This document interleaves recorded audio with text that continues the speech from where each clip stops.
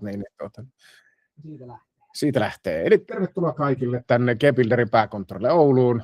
Mun nimi on Maija Lahari, on founderina tässä G-Builderillä ja päätettiin Pajarisen Henri, meidän toimitusjohtajan kanssa jäädä tänne tekemään pientä webinaaria, koska ollaan tällä viikolla launchaamassa eli julkaisemassa meidän asiakkaille tätä meidän 3D plus AI-ominaisuutta, jolla me tullaan aika vahvasti varmaan muuttamaan, kuinka visualisointi yleensä näyttelee roolia asunnon myynnissä, asuntopalvelussa, eli muutosten tekemisessä ja niin edelleen. Ja sä, Henri, ootkin jo täällä vähän aloitellut. Joo, tosiaan tuohon tein ensimmäisenä tuommoisen niin kuin kolmiulotteisen pohjakuvan tuolla tekoälyavusteisella toiminnolla, eli ihan meidän perus 3D-mallin pohjakuvasta nappasin kuvan ja pienen promptin, eli ohjeistuksen sille annoin, että mitä siihen kuvaa haluttiin. Ja tämä nyt ei tänään ole tässä niin kuin pääroolissa, mutta haluttiin tuoda tosiaan näytille, että miten onnistuu myöskin sitten ihan pohjakuvien tekeminen tuolla meidän kuvatyökalulla. Ja aivan loistava lisää siihen 2D PDF-pohjiin, eli pystytään ja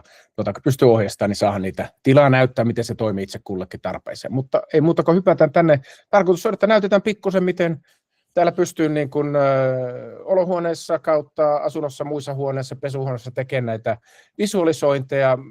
Meillähän pystyy G-Builder-alustalla, niin kuin kaikki tietää, näitä materiaaleja valita, että pystyttäisiin keittiö, kaapioveja ja lattioita ja näitä vaihtelemaan, mutta se ei ole tämän päivän agenda, vaan keskitytään tänään tähän ihan puhtaasti sisustukseen. Eli me ollaan tähän malliin tuotu nämä.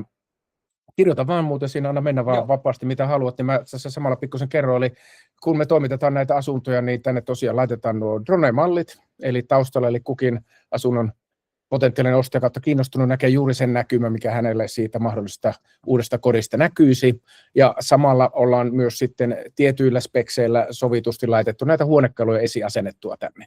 Näitä huonekaluja voi poistella, siirrellä ja muokata myös tässä mallissa sen perustamisen jälkeen, mutta nyt päätettiin, että saadaan nopea demo ja tämmöinen webinaari luotua, että lähdetään tästä vaan tekemään tämän päälle. Mitäs sä siihen kirjoitit? No, niin nyt tähän promptiin, eli ohjeistukseen, kirjoitin tuolle tekoälylle, että lisää keittiön tasoille sisustuselementtejä, lisää keittiön ruokapöytää astiasto ja muokkaa huonekaluista skandinaavisen moderneja. Ja niin kuin näkyy, niin tuolla heti spottasin itsekin muutaman kirjoitusvirheen tuosta mun promptista, mutta katsotaan, miten hyvin tekoäly siitä silti saa kiinni, että mitä mä sillä tarkoitin. Eli myöskin vähän näyttää sitä, että niiden promptien ei tarvitse olla täydellisiä kieliopillisesti tai oikein kirjoitettuna, vaan niitä pystyy vähän huonommallakin kieliopilla kirjoittaa tonne ja saamaan halutun lopputuloksen. Eli tässä niin kuin näkyy, niin tuli noita sisustuselementtejä tonne tasolle, tuli keittiön ruokapöytään astiastoa, tuli näköjään myös tuommoinen mutteri, kahvipannu myöskin,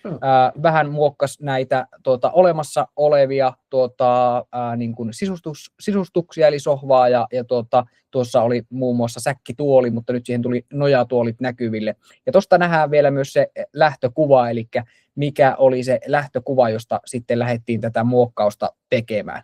Mä en nyt tässä tapauksessa ole ihan täysin tyytyväinen vielä tähän mun lopputulemaan, eli ohjeistan nyt sitten vielä jatkopromptilla tätä tekoälyä, että poistetaan tämä oikeanpuolimmainen tuoli tuosta olohuoneesta, sekä sitten lisätään vielä keittiön ruokapöydän yläpuolelle lamppu. En tiedä, meneekö liian monimutkaiseksi, mutta tykkään siitä, kun tämä tekoäly pystyy myös muokkaamaan noita ulkopuolella ikkunasta näkyviä maisemia ihan vuoden ajan ja vuorokauden ajan mukaisesti. Nyt kun ollaan riskillä tekemässä live-webinaaria, niin anna mennä. Eli poistetaan oikeanpuolimmainen nojatuoli, lisätään keittiön pöydän päälle valo ja lähdemmekö hakemaan iltavalaistusta? Muutetaan iltavalaistus. No niin. Muistitko muuten ladata tuon kuvan? Enpä muistanut, mutta antapa generoitua tuon loppuun ja ladataan sitten vielä tuosta jälkikäteen. Eli hyvä huomio Harrilta, eli kuvia pystytään sitten lataamaan tuosta painikkeesta suoraan omalle koneelle, mutta ei hätää, jos sattuu käymään niin, että unohtaa ladata noita kuvia siinä tiimellyksessä, niin kuvat on toki tallessa ja niihin pääsee sitten vielä jälkikäteenkin käsiksi. Ekassa vaiheessa tosiaan tuolla ei ole vielä sitä kuvagalleriaa asiakkaille suoraan näkyvillä, mutta se myös sinne tulee, ja jos nyt kävisi niin, että sen kuvan unohtaa sitten sinne ottaa, niin se kyllä sieltä saadaan. Mutta nyt se poisti tuolta tosiaan ton yhden nojatuolin ja lisäsi sitten tuohon keittiöön ton valon, ja pikkasen muutti, ei nyt kovin illaksi Joo. vielä tuota kuvaa, mutta voisin lähteä vielä jatkopromptaamaan sitten, että halutaan vaikka yökuvaa tai muuta, mutta niin kuin näkyy, niin vähän tummensi tuota taustaa sitten tuolta Jos sehän osaa ulkoa. on muutama kuva, että se on luotu, että se laittaa katuvalot päälle ja naapurikerrostaloon tulee valoja. Tästä huomasin vaikka aivan mahtavan näköinen kuva, niin tämä on 1K-tasoa, mutta meillä periaatteessa standardi tulee olemaan 2K-tasoa ja pystytään tarjoamaan myös 4K-tasoa näistä kuvista, joka tarkoittaa jo printtimediaa. Ja kun hinta lähtee 2 eurosta per generoitu kuva, niin uskotaan kyllä tämän olevan hintansa väärti vähintäänkin. Viititkö, Henri, mennään suoraan sitten sinne pesuhuoneeseen, jos viitit, niin eikö se ole aika hyvä hetki? Eli nämä pienet tilat on aina haasteellisia, etenkin kun puhutaan tämmöistä niin kuin pelimoottorin päälle rakennusta niin kuin, reaaliaikaisesta mallinnuksesta. Eli Mä tuohon nopeasti sanon tähän väliin, eli tämä tekoälykuvatyökalu tulee varmasti monella toimimaan hankkeissa ja projekteissa, joita ei ole vielä kokonaisuudessaan perustettu tuonne G-Builder-alustalle, eli niin kuin Harri tuossa mainitsi, niin noita pintamateriaalivaihtoehtoja, keittiön kappeja tai on ne sitten laattoja, mutta näytän esimerkkinä nyt sitten tässä, että jos me oltaisikin vaikka perustettu kohde niin, että siellä on vaan jotkut tietyt perustuotteet laitettu, niin me voidaan myös tällä promptilla ohjata tätä tekoälyä muokkaamaan noita olemassa olevia esimerkiksi niin kuin värimaailmoja, eli pyydetään vaikka tekoälyä nyt tässä, että vaihda laatat kiiltävän valkoisiksi ja lisää sisustuselementtejä kylpyhuoneeseen. Ja klikataan tuolta, että luo, niin katsotaan minkä näköisen se saa sitten tolla tehtyä. Ja tuohon tosiaan niin kuin prompteista en muista mainitsinko tuossa aiemmin, mutta ei tarvitse olla tarkkaa.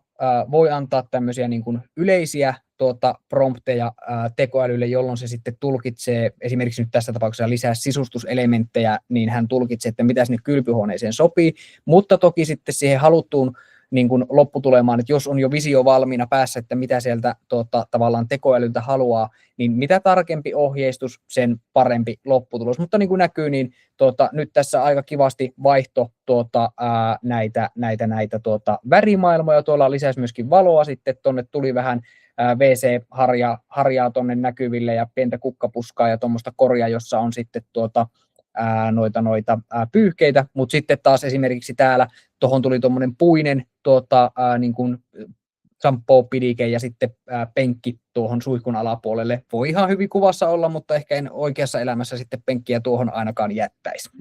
Se menee, mutta mä itse huomannut, että mulla se, no olen sanotaanko näitä visualisointia työkseni jouduin tilaamaan, kun joka kohteessa 5-10 sai vaan tilata, niin silloin niitä hinkattiin, että oli täydellisiä, ja nyt tuntuu olevan sillä, että melkein ensimmäisellä yrittämällä mä olen jo tyytyväinen, mutta kyllä mä sen pari kertaa yleensä, että pikkuinen fiksaus niin kuin haluaa tulla, mutta miten sulla menee? Joo, no sanot, että varmaan se muutama prompti itselläkin tai muutama generointi siihen menee, että yleensä käy varsinkin siinä vaiheessa, kun mä ensimmäisen kerran olen klikannut sitä luokuvaa, niin mulla tulee siinä hetkessä mieleen sitten jotain, että ahaa, mä olisinkin halunnut tätä lisää tuohon, tai olisinkin halunnut vaikka poistaa jotain siitä kuvasta, niin sanotaan, että semmoinen 2-3 on varmaan aika lailla se, mitä mulla siihen yleensä menee, mutta sehän meillä on otettu hinnassa huomioon, vai mitä, Harri? Kyllä se varmaan. Ja sitten toinen nyt, kun puhutaan tästä visualisointien niin kuin käyttämisestä, ei pelkästään siis siinä myynti- ja markkinointivaiheessa, vaan niin kuin myös muissa vaiheissa itse rakentamista, niin tämä asiakasmuutos vastaava, sulla oli yksi hyvä esimerkki siihen.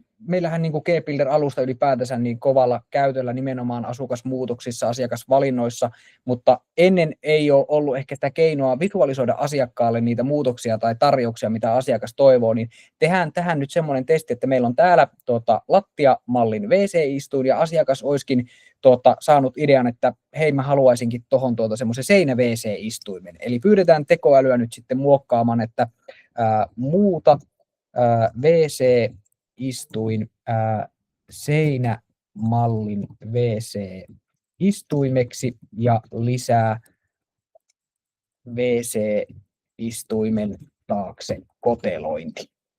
Ja tuosta editoidaan. Ja nyt mulla unohtui tuossa esimerkiksi laittaa WC-painike siihen, eli huuhtelupainike, kun nyt tässä lattiamallin istuimessa sehän löytyy tuossa, mutta unohin tekoälyä pyytää sen tähän lisäämään, niin yleensä aika hyvin tekoäly myöskin pongaa tuommoiset tavallaan niin kuin jutut tuolta, eli katsotaan saako se lisättyä sen huuhtelupainikkeeseen siihen, vaikka en sitä pyytänyt, mutta tietysti sitten jatkoprompteilla voin lähteä pyytämään sitten siihen sitä muutosta vielä, mitä äsken en muistanut siihen laittaa, mutta katsotaan minkä näköiseen lopputulemaan pääsee. No sinne tuli painike tuohon, ei ehkä näy kovin, kun mä jaan näyttöni suurella, mutta tuossa valkoinen painike näkyy. Voisin pyytää vaikka sitä teräksen väriseksi tai mustaksi tai joksikin muuksi, mutta niin kuin näkyy, niin hienosti visualisoi tuon kotelon tuohon ja itse WC-istuin sitten muuttu tuommoiseksi seinämallin WC-istuimeksi. Vähän tulee heti kymmeniä esimerkkejä mieleen, missä muualla tätä voisi käyttää, mutta esim. Saarekkeen näyttämisiä ja näin, mutta ajattelin, että jos säästetään seuraavallekin webinaarille jotain ja tiedetään, että tämmöinen lyhyet on varmaan mukavampi katsoa, niin ajattelin, että voitaisiin seuraavalla kerralla vähän demota niitä, että kuinka esim. Makuuhuoneesta pystyy tekemään aikuisten huoneen, 2 lapsen huoneen, kotitoimiston, joogastudion, minkä tahansa haluaa valokuvastudion taivas rajana, kun näitä pystyy luomaan käytössä rajattoman määrän. Juuri näin, ja tuohon vielä lisäyksenä se, että tosiaan rajaton määrä tavallaan pystytään tekemään noita, eli kuvapaketteja kun vaan ottaa käyttöön, niin käytännössä rajaton määrä ihan vapaasti, mistä tavallaan kuvakulmasta sitten haluaakaan niitä kuvia luoda. Ja mistä Harri nyt sitten löytyy, jos tämän haluaa käyttöön, niin mitä pitää tehdä? No se on varmaan joko sinulle että minulle, eli harri@gbuilder.com tai henry@gbuilder.com, niin ei muuta kuin yhteydenottoa ja mielellään esitellään tätä ihan demona. Ja me tosiaan jänniä aikoja äärellä olla, että tällä viikolla tämä menee meidän asiakkaille ja mielenkiinnolla odotetaan kehitysideoita, toiveita, palautetta ja tämähän on vasta alku tälle ja tekoäly menee eteenpäin ja Gbuilder-alusta menee eteenpäin, että tervetuloa mukaan matkalle. Kyllä, kiitoksia kaikille. Kiitoksia. Moi moi. Moi.